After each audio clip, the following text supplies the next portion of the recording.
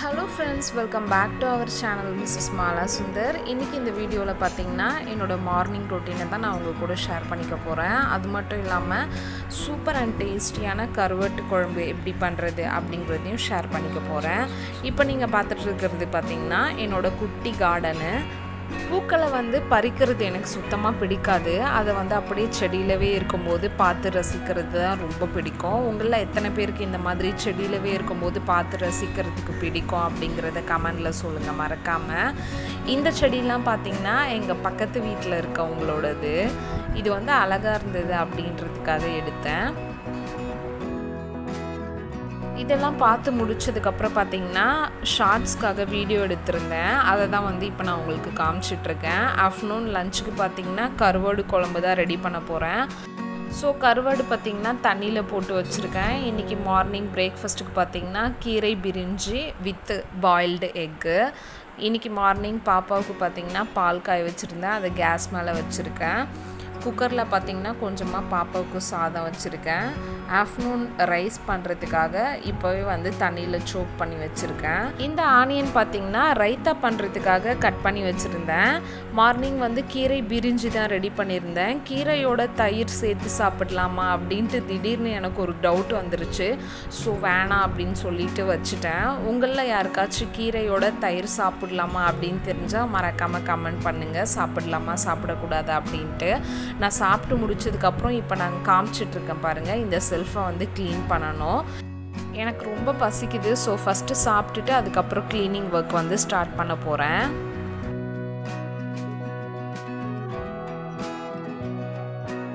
இப்போ பார்த்தீங்கன்னா morning tiffin சாப்பிட்டு முடிச்சாச்சு. இப்போ கவுண்டர் டாப்போட லெஃப்ட் ஹேண்ட் சைடில் இருக்கிற திங்ஸ் எல்லாத்தையுமே எடுத்துகிட்டு ரைட் ஹேண்ட் சைடில் வச்சிடுறேன்.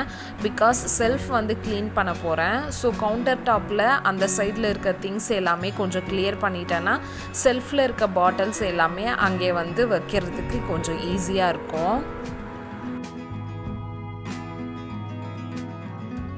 இந்த செல்ஃப் பார்த்திங்கன்னா நான் ஃப்ளிப்கார்ட்டில் இருந்து தான் பர்ச்சேஸ் பண்ணேன். இது பார்த்திங்கன்னா full and full wooden shelf. இதில் இந்த மாதிரி கிளாஸ்வேர் ஐட்டம்ஸ்லாம் ஆர்கனைஸ் பண்ணி வைக்கிறதுக்கு ரொம்பவும் ஈஸியாக இருக்குது.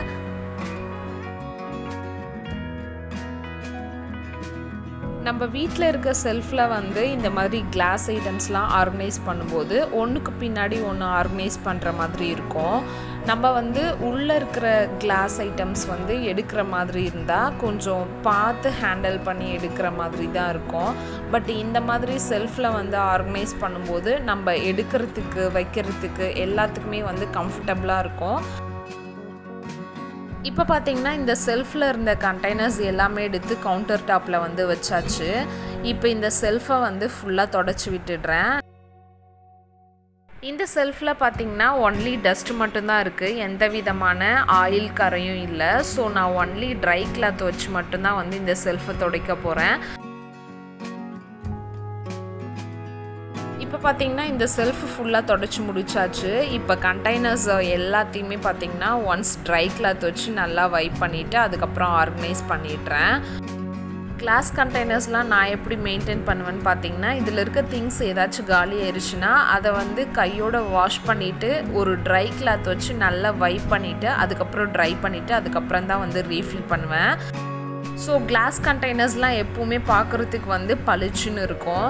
ஒரேடியாக 4-5 கண்டெய்னரை சேர்த்து வாஷ் பண்ணி ட்ரை பண்ணுறது அந்த மாதிரியெல்லாம் பண்ணாமல் ஒன்ஸ் அதில் எந்த பொருளாச்சும் காலி ஆயிடுச்சுன்னா அதை கையோடு வாஷ் பண்ணி தொடச்சி அதை ட்ரை பண்ணி அதுக்கப்புறம் அதை ரீஃபில் பண்ணி வச்சிங்கன்னா எப்போவுமே கிளாஸ் கண்டெய்னர்ஸ் எல்லாமே நீட்டாக மெயின்டைன் ஆகும். அது மட்டும் இல்லாமல் நம்ம 4-5 கிளாஸ் கண்டெய்னர்ஸை சேர்த்து வாஷ் பண்ணி அதை தொடச்சி ட்ரை பண்ணும்போது நமக்கு ஓவர்லோடாக ஃபீல் ஆகும். இந்த மாதிரி ஒவ்வொரு டைம் அது காலி ஆகும் போதே ஒவ்வொரு டைம் தனித்தனியாக கழுவி ரீஃபில் பண்ணி வச்சோன்னா நமக்கு ஹேண்டில் பண்ணுறது ஈஸியாக இருக்கும். என்னோட கன்வீனியன்ட்டுக்கு ஏற்ற மாதிரி நான் 2 செல்ஃப்லவும் கிளாஸ் கண்டெய்னர்ஸ் ஆர்கனைஸ் பண்ணி வச்சாச்சு. மீதி இருக்கிற 2 செல்ஃப்லவும் அதே மாதிரி ஆர்கனைஸ் பண்ணிக்கிறேன். கீழே கீழே இருக்க இந்த பாப்அப் ஜாரில் பார்த்திங்கன்னா ஒன்றுத்தில் வந்து லிட்டு இல்லாமல் இருக்கும். இதோட லிட்டு பார்த்திங்கன்னா என்னோடய ஹஸ்பண்ட் தான் வந்து உடைச்சிட்டாங்க. அதுக்கப்புறம் வந்து நான் நிறைய பாப்அப் ஜார் வாங்கி ரிட்டர்ன் பண்ணேன். பிகாஸ் இதே மாதிரியான மாடலில் வந்து எனக்கு கிடைக்கல, வேறு மாதிரி மாடலில் தான் வந்து வந்தது. ஸோ நான் வாங்கி எல்லாத்தையும் ரிட்டர்ன் பண்ணிட்டேன். இது பார்த்திங்கன்னா நான் வெயிட் லாஸ்க்காக எடுக்கிற ஒரு ட்ரிங்க்கு. இதை வந்து நான் ஒரு பிளாஸ்டிக் கண்டெய்னரில் தான் போட்டு வச்சுருந்தேன். கையோட இதையுமே பார்த்திங்கன்னா கிளாஸ் கண்டெய்னரில் சேஞ்ச் பண்ணி வச்சுட்டேன். ஃபைனலாக இந்த செல்ஃபை ஃபுல்லாக க்ளீன் பண்ணி ஆர்கனைஸ் பண்ணி முடிச்சாச்சு. அடுத்ததாக பார்த்திங்கன்னா பாப்பாவை ரெடி பண்ணிவிட்டு அவளுக்கு வந்து சாப்பாடு ஊட்டிகிட்டு இருந்தேன். பாப்பா சாப்பிட்டு முடிச்சதுக்கப்புறம் கொஞ்ச நேரம் அவள் கூட டைம் ஸ்பெண்ட் பண்ணிவிட்டு ஆஃப்டர்நூன் லஞ்சுக்கு வந்து ப்ரிப்பேர் பண்ண ஸ்டார்ட் பண்ணியாச்சு.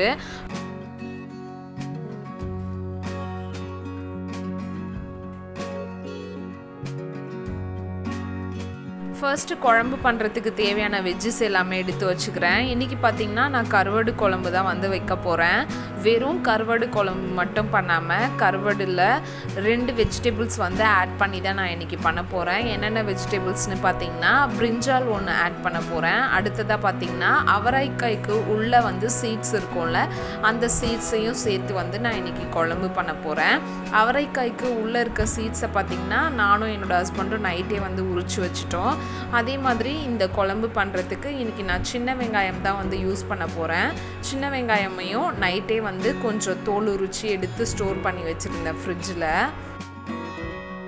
என்னோடய ஃப்ரிட்ஜில் இந்த ஒரு ட்ரே எடுத்தாலே போதும். நம்ம குழம்பு பண்ணுறதுக்கு தேவையான பேசிக் நீடட் திங்ஸ் எல்லாமே இந்த ஒரு ட்ரேலையே வந்து நான் ஆர்கனைஸ் பண்ணி வச்சுருப்பேன். இந்த ட்ரேக்குள்ளே பார்த்திங்கன்னா கருவேப்பிலை, கொத்தமல்லி, இஞ்சி பூண்டு பேஸ்ட்டு, சின்ன வெங்காயம், தனியாக பூண்டு வந்து தோல் உரிச்சு எடுத்து வச்சுருக்கிறது, ராவாக இருக்க இஞ்சி, அதுக்கப்புறம் புதினா, இது எல்லாமே பார்த்திங்கன்னா இந்த ஒரு ட்ரேலையே வந்து ஆர்கனைஸ் பண்ணி வச்சுருப்பேன். சின்ன வெங்காயம் மட்டும் எப்போவுமே வந்து தோல் உரிச்சு இதில் வந்து ஆர்கனைஸ் பண்ணி வைக்க மாட்டேன். எந்தெந்த டிஷ்க்கெலாம் வந்து சின்ன வெங்காயம் வந்து தேவைப்படுமோ அன்றைக்கி முந்தின நாள் நைட்டே வந்து சின்ன வெங்காயமாக கட் பண்ணி வச்சுட்டு நெக்ஸ்ட் டே வந்து மார்னிங் எடுத்து யூஸ் பண்ணிப்பேன். இப்போ இந்த குழம்பு பண்ணுறதுக்கு தேவையான பூண்டை வந்து இடித்து வச்சுக்கிறேன். அதே மாதிரி பச்சை மிளகாய் வந்து நீலவாக்கில் கட் பண்ணி வச்சுருக்கேன். எனக்கு பார்த்திங்கன்னா பர்சனலாக பச்சை மிளகாய் வந்து ரொம்ப பிடிக்கும். நான் நிறைய விளாகில் வந்து சொல்லியிருக்கேன். அதனால் நான் 4 பச்சை மிளகாய் வந்து எடுத்துக்கிறேன். உங்களுக்கு வந்து எந்த அளவுக்கு காரம் வந்து பிடிக்குமோ அந்த அளவுக்கு நீங்கள் பச்சை மிளகாய் சேர்த்துக்கோங்க. இந்த சின்ன வெங்காயம் பார்த்திங்கன்னா கொஞ்சம் பெருசாக இருக்குது. ஸோ அதனால் நான் குட்டி குட்டியாக வந்து லைட்டாக கட் பண்ணிக்கிறேன். உங்களுக்கு வேணும்னா நீங்கள் அப்படியே முழுசாக கூட சேர்த்துக்கலாம். இது வந்து உங்களோட விருப்பம்தான். இப்போ குழம்புக்கு தேவையான தக்காளியவும் கையோடு கட் பண்ணி வச்சுட்டு இதுக்கப்புறம் அப்படியே டைரெக்டாக வந்து குழம்பு பண்ணுறதுக்கு ஸ்டார்ட் பண்ணிடலாம்.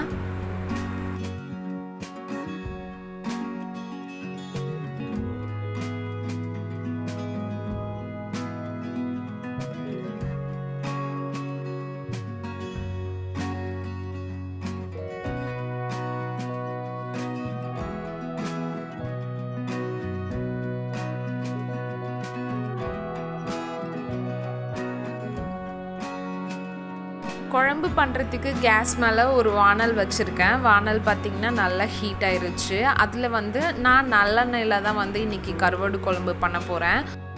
நீங்கள் வந்து கடலை எண்ணெயில் கூட பண்ணிக்கலாம், உங்களோட ஆப்ஷன்ஸ் தான். நான் பார்த்திங்கன்னா 4 டீஸ்பூன் கிட்ட நல்லெண்ணெய் சேர்த்துக்கிட்டேன். எண்ணெய் பார்த்திங்கன்னா நல்லா காஞ்சிருச்சு. இப்போ இதில் கடுகு 1/4 டீஸ்பூன் ஆட் பண்ணிக்கிறேன். கடுகுமே பார்த்திங்கன்னா நல்லா பொரிஞ்சிருச்சு. இப்போ இதில் இடித்து வச்சுருந்த ஒரு 15 பல் பூண்டு வந்து சேர்த்துக்கிட்டேன். அந்த பூண்டு வந்து நல்லா ரோஸ்ட் ஆன பிறகு நீலவாக்கில் கட் பண்ணி வச்சுருந்த 4-5 பச்சை மிளகாவை வந்து ஆட் பண்ணிக்கிட்டேன். ஒரு கொத்து கருவேப்பிலை ஆட் பண்ணிக்கிட்டேன். கட் பண்ணி வச்சுருந்த 15 சின்ன வெங்காயமாக ஆட் பண்ணி நல்லா கோல்டன் ப்ரௌன் கலர் வர மாதிரி ஃப்ரை பண்ணிக்கிறேன். பூண்டு, கருவேப்பிலை, பச்சை மிளகாய், வெங்காயம் இதெல்லாம் ஆட் பண்ணும்போது கேமரா வந்து ஆன்லேயே இல்லை, அதை நான் பார்க்காமையே ஆட் பண்ணிட்டேன். அதனால தான் அந்த கேப்சர்லாம் வந்து இந்த வீடியோவில் என்னால் ஆட் பண்ண முடியல. இப்போ பார்த்திங்கன்னா இந்த குழம்புக்கு தேவையான அளவு கொஞ்சமாக புளியை வந்து தண்ணியில் ஊற வச்சுக்கிறேன். வெங்காயம் பார்த்திங்கன்னா நல்லா கோல்டன் ப்ரௌன் கலரில் வதங்கி வந்துருச்சு. கட் பண்ணி வச்சுருந்த தக்காளியை வந்து சேர்த்துக்கிறேன். இந்த தக்காளியில் தேவையான அளவுக்கு உப்பு சேர்த்துக்கிறேன். மஞ்சள் தூள் 1/4 டீஸ்பூன் சேர்த்துக்கிறேன். இப்போ இது எல்லாத்தையுமே நல்லா மிக்ஸ் பண்ணி விட்டுக்கிறேன். இந்த தக்காளி பார்த்திங்கன்னா நமக்கு நல்லா குழஞ்சி வதங்கி வரணும். இப்போ நம்ம இதை மூடி போட்டு ஒரு 5 மினிட்ஸ் வந்து குக் பண்ணிக்கலாம். இப்போ நம்ம இதை ஓப்பன் பண்ணி பார்க்கலாம். பாருங்கள், தக்காளி எல்லாம் நமக்கு நல்லா குழஞ்சி வதங்கி வந்திருக்கு. ஒன்ஸ் நான் இதை நல்லா மிக்ஸ் பண்ணி விட்டுக்கிறேன். இப்போ இதில் அவரைக்காயோட சீட்ஸ் சேர்த்துக்கிறேன். இதை சேர்த்து ஒன்ஸ் நான் நல்லா மிக்ஸ் பண்ணி விட்டுக்கிறேன். அவரைக்காய் சீட்ஸ் பார்த்திங்கன்னா வேகிறதுக்கு கொஞ்சம் நேரம் எடுத்துக்கும். ஸோ ஒன்ஸ் அதை போட்டு நல்லா மிக்ஸ் பண்ணிவிட்டு ஒரு 5 மினிட்ஸ் வந்து மூடி போட்டு குக் பண்ணிக்கலாம். அது வந்து குக் ஆகிற கேப்பில் இந்த கத்திரிக்காயை வந்து நம்ம கட் பண்ணிக்கலாம். கத்திரிக்காய் வந்து இன்றைக்கி நான் அப்படியே ஆஃபாக தான் வந்து சேர்க்க போகிறேன். கத்திரிக்காயை வந்து கட் பண்ணிவிட்டு அதில் பூச்சி ஏதாச்சும் இருந்தால் அதை வந்து ரிமூவ் பண்ணிவிட்டு பாதியாக வந்து அப்படியே சேர்த்துக்கிறேன். கத்திரிக்காய் இந்த மாதிரி கட் பண்ணும்போது உள்ளே ஏதாச்சும் பூச்சி இருக்கா அப்படிங்கிறதையும் செக் பண்ணிக்கோங்க. கத்திரிக்காய், வாழைக்காய், பொட்டேட்டோ இது எல்லாமே பார்த்திங்கன்னா நம்ம கட் பண்ண உடனே அப்படியே கலர் சேஞ்ச் ஆகக்கூடிய ஒரு காய்கறிகள். ஸோ இது எல்லாத்தையுமே நீங்கள் வெங்காயம், தக்காளி அந்த வதங்குற கேப்பில் அந்த டைமில் நீங்கள் கட் பண்ணிங்கன்னா உங்களுக்கு வந்து கலர் சேஞ்சஸ் அதிகமாக வந்து இருக்காது. அதே மாதிரி இந்த காய்கறிகள் எல்லாமே பார்த்திங்கன்னா கட் பண்ண உடனே தண்ணியில் போட்டுடணும், இல்லைனா ரொம்ப கலர் வந்து கருப்பாயிரும். இப்போ பார்த்திங்கன்னா காய்கறிகள் எல்லாமே கட் பண்ணி எடுத்தாச்சு. இதுவுமே பார்த்திங்கன்னா 5 மினிட்ஸ் நல்லா சாத்தே ஆயிடுச்சு. ஒன்ஸ் நான் இதை நல்லா மிக்ஸ் பண்ணிவிட்டு இப்போ கட் பண்ணி வச்சுருக்க கத்திரிக்காய்களை இதில் ஆட் பண்ணிக்கிறேன். கத்திரிக்காய்களை சேர்த்து இதோட பச்சை வாசனை போகிற அளவுக்கு நல்லா சாத்தே பண்ணிக்கிறேன். இதோட பச்சை வாசனை போன பிறகு இதில் சேர்க்க வேண்டிய மசாலாஸ் எல்லாமே ஆட் பண்ணிக்கலாம். இப்போ குழம்புக்கு தேவையான அளவு கல்லுப்பு சேர்த்துக்கிறேன். என்னோடய காரத்துக்கு ஏற்ற மாதிரி நான் குழம்பு மிளகாய்த்தூள் 3 டீஸ்பூன் கிட்ட ஆட் பண்ணிக்கிட்டேன். இப்போ இந்த மிளகாய்த்தூளோட பச்சை ஸ்மெல் போகிற வரையும் நல்லா சாத்தே பண்ணிக்கிறேன். உங்களோட காரத்துக்கு ஏற்ற மாதிரி நீங்கள் குழம்பு மிளகாய்த்தூள் ஆட் பண்ணிக்கோங்க. மிளகாய்த்தூளோட பச்சை வாசனை போயிருச்சு. இப்போ நான் இதில் தேவையான அளவு தண்ணி சேர்த்துக்கிறேன்.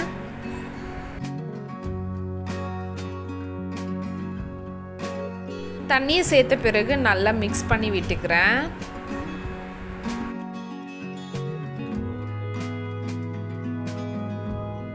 மசாலாஸ் எல்லாமே மிக்ஸ் ஆகிற மாதிரி நல்லா மிக்ஸ் பண்ணி விட்டாச்சு. இப்போ நம்ம இதை மூடி போட்டு ஒரு 10 மினிட்ஸ் வந்து குக் பண்ணிக்கலாம். நான் பார்த்திங்கன்னா உட்டன் சாப்பிங் போர்டு தான் யூஸ் பண்ணுறேன். இந்த சாப்பிங் போர்டை நான் எப்படி மெயின்டைன் பண்ணுறேன்னு பார்த்திங்கன்னா வீக்லி 2 டைம்ஸ் தான் வாஷ் பண்ணுவேன். மீத டேஸ்லலாம் வெஜிடபிள்ஸ் வந்து கட் பண்ணி முடிச்சதுக்கப்புறம் ஒரு ட்ரை கிளாத் வச்சு நல்லா வைப் பண்ணிவிட்டு நான் எப்போவும் ஸ்டோர் பண்ணுற இடத்துல வந்து ஸ்டோர் பண்ணிடுவேன். இப்போ 10 மினிட்ஸ்க்கு அப்புறம் பாருங்கள், நம்ம ஊற்றின எண்ணெய் எல்லாமே நல்லா பிரிஞ்சு வந்திருக்கு. ஒன்ஸ் நான் இதை நல்லா மிக்ஸ் பண்ணி விட்டுக்கிறேன். இப்போ கழுவி எடுத்து வச்சுருக்க ட்ரை ஃபிஷ்ஷை வந்து இதில் ஒன்றா ஆட் பண்ணிக்கிறேன். அதே மாதிரி ட்ரை ஃபிஷ் பார்த்திங்கன்னா வேகிறதுக்கு ஒரு 5 மினிட்ஸ் தான் வந்து எடுத்துக்கும். ஸோ ட்ரை ஃபிஷ்ஷை வந்து காய்கறிகளோடு சேர்த்து போட்டிங்கன்னா அது வந்து நல்லா குழஞ்சிரும். காய்கறி வேகிறதுக்குள்ளவே வந்து அது நமக்கு நல்லா வெந்து வந்து குழஞ்சிரும். ஸோ ட்ரை ஃபிஷ் எப்போ வந்து சேர்க்கணும்னு பார்த்திங்கன்னா காய்கறிகள் எல்லாமே வெந்ததுக்கப்புறம் லாஸ்ட்டாக ஒரு 5 மினிட்ஸ் வந்து இருக்கும்போது சேர்த்தா போதும். இப்போ கருவாடு சேர்த்ததுக்கப்புறம் இந்த குழம்புக்கு தேவையான அளவு புளியை வந்து கரைச்சி அதையுமே சேர்த்துக்கிட்டேன். இப்போ இது எல்லாத்தையுமே நல்லா மிக்ஸ் பண்ணி விட்டுக்கிறேன். இப்போ இது வந்து நமக்கு ஒரு 5 மினிட்ஸ் வந்து குக் ஆனால் போதும். மூடி போட்டு ஒரு 5 மினிட்ஸ் வந்து குக் பண்ணிக்கிறேன். சைமல்டேனியஸாக கவுண்டர் டாப்பையுமே வந்து தொடச்சி வச்சிடுறேன். எப்போவுமே நான் குக் பண்ணிகிட்டு இருக்கும்போதே கவுண்டர் டாப்பையும் கையோடு நீட் பண்ணிடுவேன். அதுக்காக தனியாக வந்து நான் டைம் ஸ்பெண்ட் பண்ண மாட்டேன். சமையல் ரூமில் இருக்கும்போதே மேக்ஸிமம் என்னால் முடிஞ்ச அளவுக்கு எல்லா ஒர்க்கையுமே வந்து கவர் பண்ணிடுவேன். இப்போ பார்த்திங்கன்னா நம்ம ஊற்றின எண்ணெய் எல்லாமே பிரிஞ்சு குழம்பு வந்து சூப்பராக ரெடி ஆயிருச்சு. கத்திரிக்காய், அவரைக்காயோட சீட்ஸு, அப்புறம் கருவாடு, இது 3மே நமக்கு நல்லா வெந்து வந்துருச்சு. இவ்வளோ தான் ஃப்ரெண்ட்ஸ், சூப்பர் அண்ட் யம்மியான டேஸ்டியான காரசாரமான கருவாடு குழம்பு வந்து ரெடி ஆயிடுச்சு. இதுக்கு மேலே கொஞ்சமாக கொத்தமல்லி இலைகளை தூவி விட்டுக்கிறேன். இந்த ரெசிபியை கண்டிப்பாக உங்கள் வீட்டில் ட்ரை பண்ணி பாருங்கள். இவ்வளோ தான் ஃப்ரெண்ட்ஸ், இந்த வீடியோவை இதோட நான் முடிச்சுக்கிறேன். என்னோடய வீடியோஸ் உங்களுக்கு பிடிச்சிருந்தா மறக்காமல் என்னோடய சேனலை சப்ஸ்கிரைப் பண்ணிக்கோங்க, லைக் பண்ணுங்கள், ஷேர் பண்ணுங்கள், சப்போர்ட் பண்ணுங்கள். இதோட நெக்ஸ்ட் ஒரு சூப்பரான வீடியோவோட நான் உங்களை மீட் பண்ணுறேன். Take care, bye bye.